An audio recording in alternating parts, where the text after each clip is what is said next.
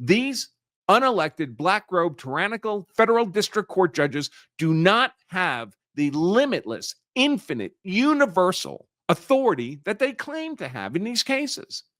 Their authority is limited. It's limited by the Constitution.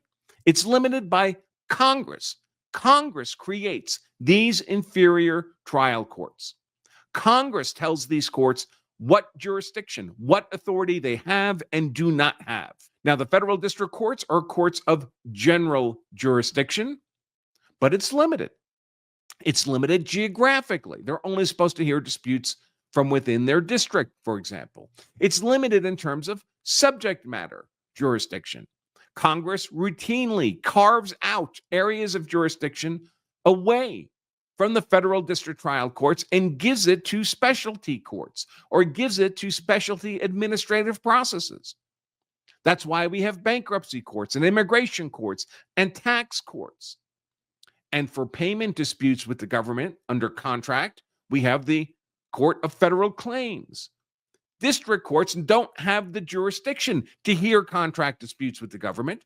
Congress set up a specialty court for that purpose and took that jurisdiction away from the federal district trial courts. The same with employment disputes. You work for the executive branch, you feel you were wrongfully terminated, you can challenge the government on that, but you do it through the Merit Systems Protection Board, an administrative process that Congress established specifically to take these employment cases out of the jurisdiction of the federal district courts. So every time you hear one of these dozens of federal lawsuits against Trump about NGOs complaining that they're not getting paid as their contracts demand, none of those cases belong in federal district trial court. They all belong in the Court of Federal Claims. And every time you hear someone was fired by the executive branch and they go crying to a federal district court, that district court has no jurisdiction over an employment dispute within the executive branch. That jurisdiction has been removed from them and instead given to the Merit Systems Protection Board.